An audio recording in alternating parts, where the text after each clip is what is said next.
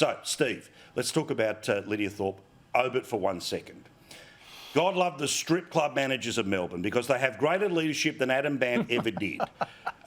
She's apparently walking around telling everyone, you stole my land, you stole my land, you stole my land. Oh, got any dancer dollars? You stole my land, you stole my land. How much for the... OK. Like, seriously? Yeah, we can't get rid of her. We can't move her on and she'll just keep doing this over and over again.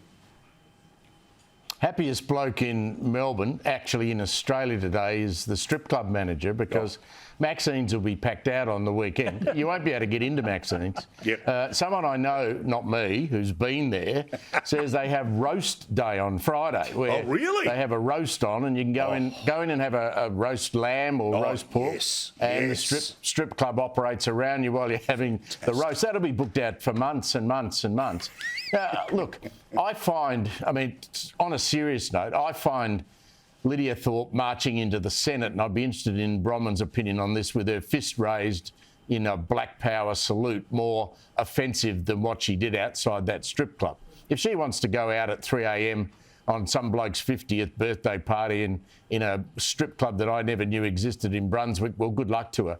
But it's not the behaviour of a Senate. We're paying her salary, we're paying for her car, we're giving her all the perks that come with that office. No one can sack her.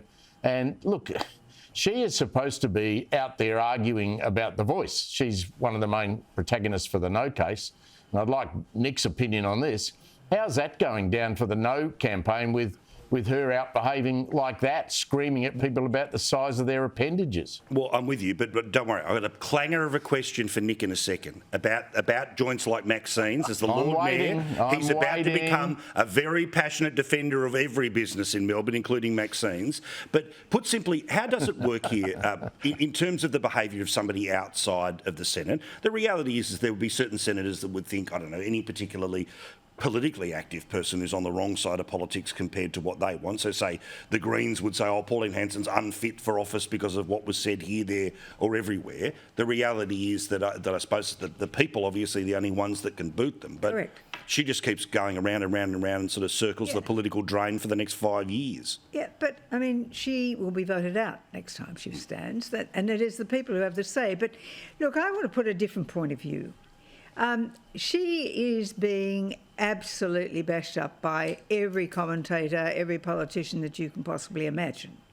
But where are the voices against Noel Pearson's attack on Jacinta Price or on Peter Dutton? Yeah, fair point. His language about a redneck, calling Jacinta a redneck. Well, that Labor MP in Darwin has said that Peter Dutton was a dog act. A dog act. Where is that criticism? Now, the fact of the matter is that Lidia Thorpe actually tells the truth. Yeah. That the voice is a Trojan horse, and the ultimate aim of sovereignty is what they want, which means they want you with your block of land, and you, Nicholas Rees, and you, everybody else, to pay them rent for daring to be on the Australian territory. That's the final position that Lidia Thorpe represents. Okay, I now, we don't want to because talk I love about you. I'm not doing the voice. We're not doing the voice. I'm not doing the voice because every other show and people are bored of it. But why is the criticism chucked at her entirely, where other people are absolutely left alone? I think because she's a disgrace. That's why. Well, so are the words of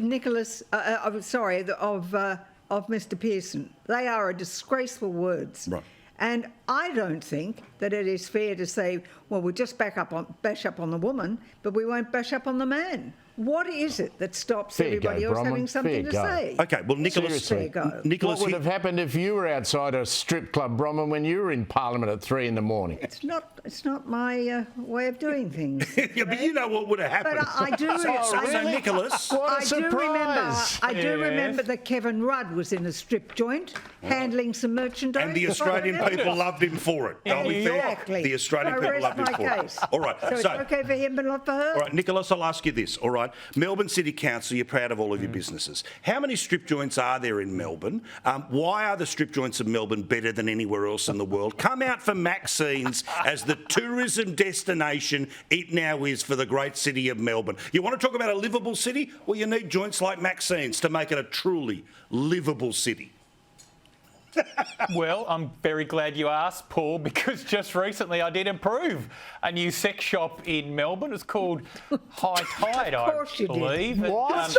It was actually not just a place where you could get marital aids. Oh, good. You could also get some sexual therapy there. So it wasn't a den of sin. It was actually a house of sexual wellness. So I'm all for that Boss stuff. is throwing so many things I'm at not the TV right old-fashioned now. fuddy-duddy when it comes to these sort of things. But there's a serious point in all this. There is a serious point. I mean, let's remember where Lidia Thorpe was kicked out of. It wasn't the Hopeton Tea Rooms. It wasn't the Melbourne Club. It was Maxine's strip club, and that just shows you the debased level of behaviour that she had resorted to here. And if there is a silver lining in all this, I think Steve has picked it up. It's that, I mean, she is one of the leading proponents for the no vote on The Voice, and you've got to question her judgment and her call for people to vote no on The Voice when you see her behaviour. Well, I think Marsha Langton accidentally saying vote no when there's no more welcome to country may well have also been the same.